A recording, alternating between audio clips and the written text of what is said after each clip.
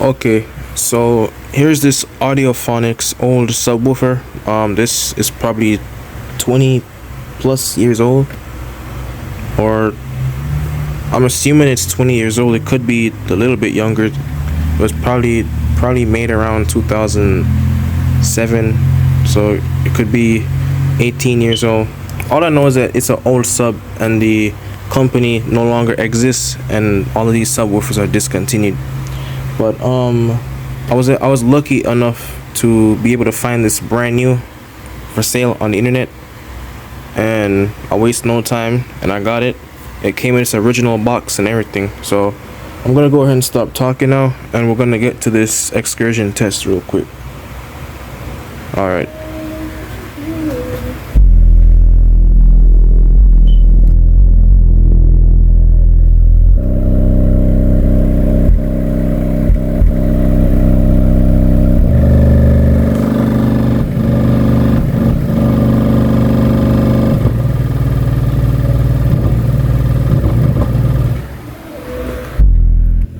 It's not even in a box, and it's producing a lot of bass.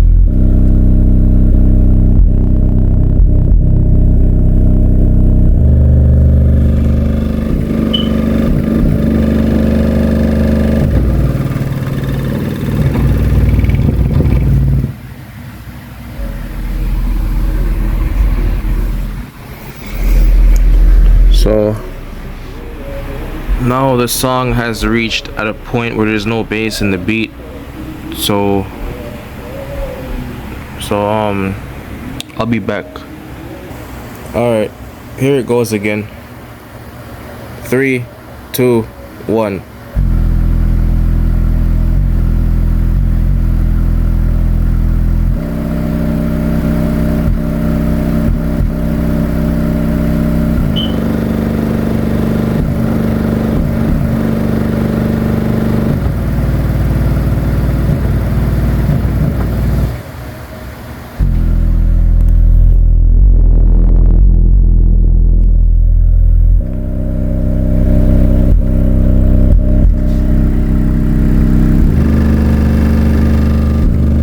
Everything here is shaking up.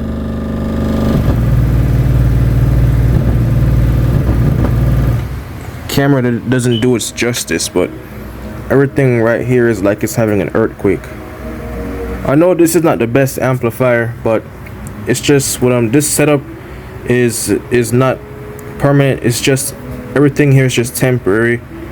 This is all just for testing speakers.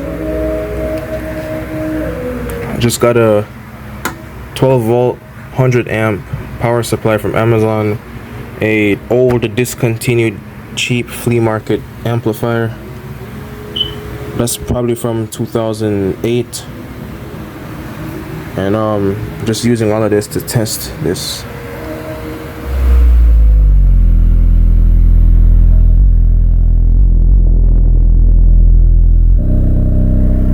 Okay, so now I'm going to play everyone's favorite song when it comes to testing subwoofers. Okay, so just a quick reminder, if you are looking for this, like I said, it's discontinued, it might be difficult to find. If you end up finding one and you buy one, I wouldn't recommend hooking it up to something like this.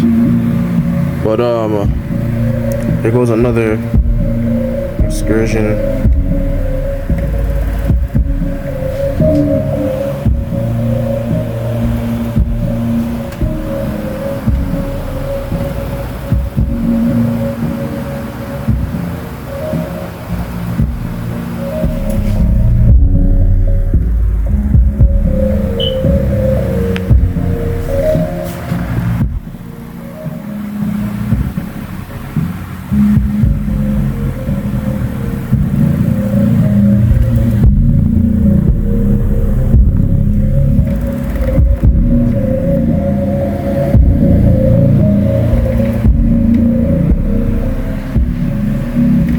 Yeah, so like I was saying, if you end up finding this subwoofer and you want to hook it up, I would not recommend hooking it up to something like this. Get a proper amp. Nowadays, Scar is taking over the budget side of car audio.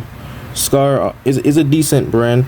I'd recommend getting a 1200 watt RMS amp, the Scar one, and I'd recommend putting this in a custom box because I already tried putting it in a universal 12-inch sub box, and it wouldn't fit because of the basket is big.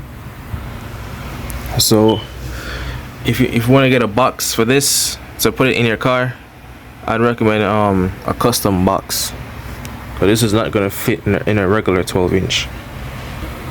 So that's that. On the box it said that the max power is 2000 watts. I'm assuming the RMS power is probably 1000. I don't know. Unfortunately, there's not much information about these subwoofers on the internet.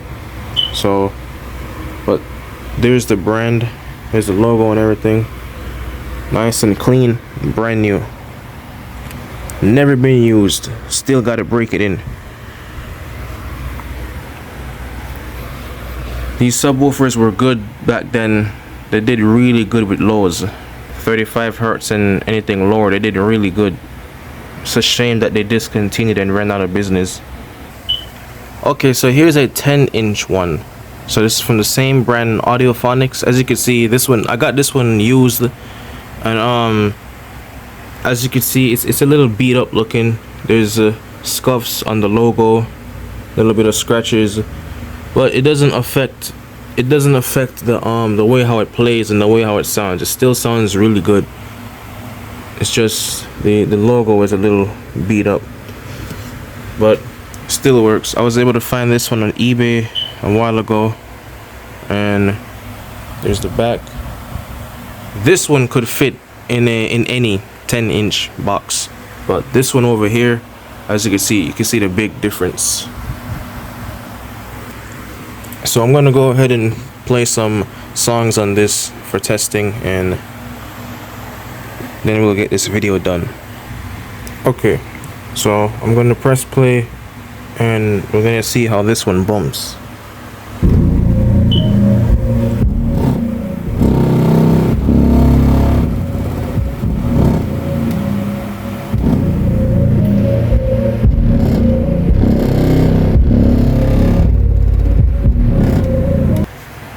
And let me just be clear here, those sounds you're hearing are not coming from the subwoofer. These subwoofers are not defective. They're not blown. All those sounds that you're hearing are stuff on here rattling, so they're not clipping or anything. It's just this right here, it's made out of metal and it's rattling on the wall, and the amplifier is rattling. So that's all you're hearing, stuff over here rattling.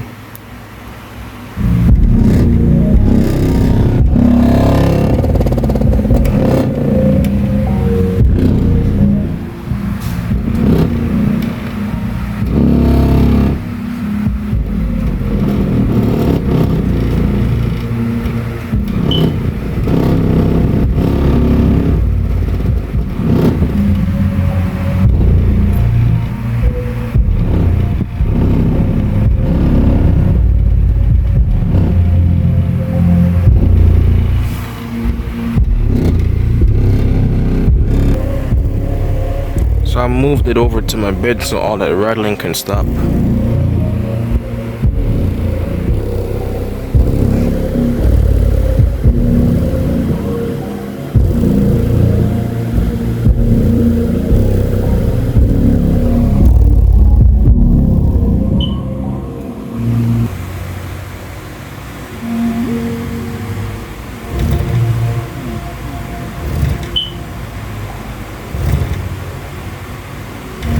Get ready for all that rattling.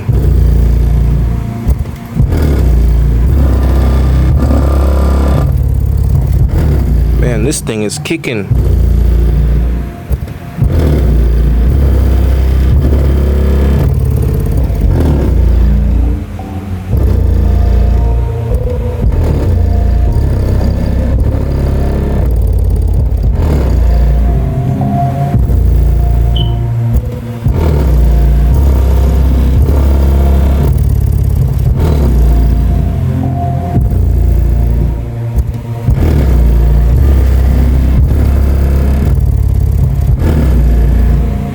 Please excuse all the rattling.